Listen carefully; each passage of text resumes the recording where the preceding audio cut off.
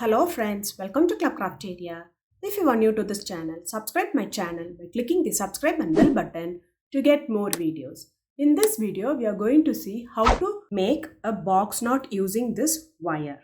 To do the box knot, we want two wires of same length. Fold them into two half. We have to fold them equally and place one wire on the top of the other wire like this. Next, bring the down wire of this side, this down wire on the top like this. Same way, the down wire on this side and bring it inside this. Now you can adjust them. So this is what we say it as box knot. We'll do one more time. Take the next wire and fold them into half. Fold this one like this. Place the wire on the top.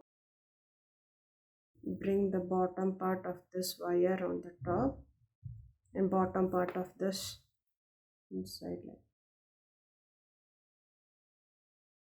And you can adjust the box knot. Box knot looks like this. If you like this video, like, share, comment this video and also subscribe to my channel by clicking the subscribe and bell button to get more videos. Thank you friends.